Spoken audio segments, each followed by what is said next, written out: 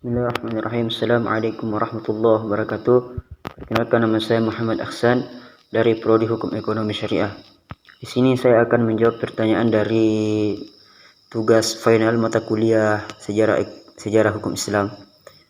Baik, langsung saja. Pertanyaan pertama yaitu jelaskan cara metode Imam Malik dan Imam Hanafi dalam menentukan hukum.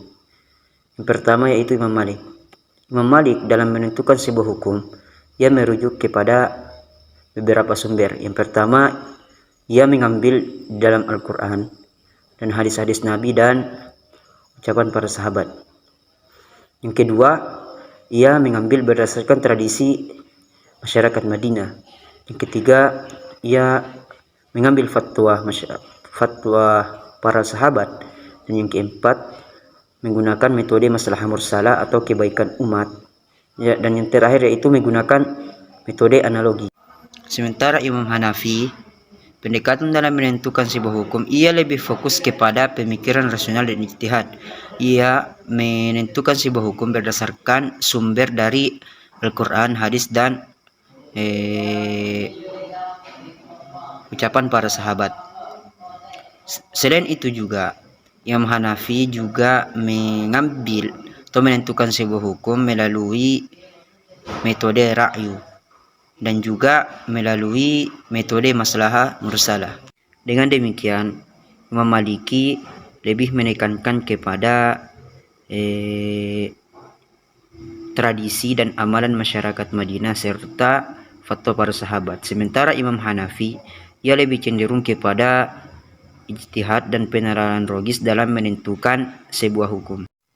Kemudian pertanyaan yang kedua yaitu apa perbedaan antara ahlur ra'yi dan ahlul hadis? Perbedaannya yaitu ahlur ra'yi yaitu para ahli yang ketika tidak mendapatkan sebuah masalah hukum di dalam Al-Quran ataupun hadis, maka ia fokus kepada metode pemikiran atau akal yang bersifat rasional dalam menentukan sebuah hukum atau menyelesaikan sebuah masalah tersebut. Kemudian sementara ahlul hadis yaitu ia lebih fokus kepada hadis Rasulullah Shallallahu Alaihi Wasallam dalam menentukan sebuah hukum yang dimana masalah tersebut tidak ada di dalam nas Al-Quran. Kemudian pertanyaan yang ketiga yaitu kondisi penerapan syariat Islam pada masa Hindia Belanda.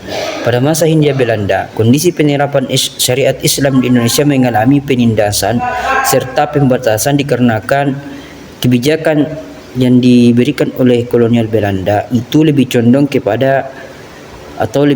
untuk menggunakan hukum kolonial mereka.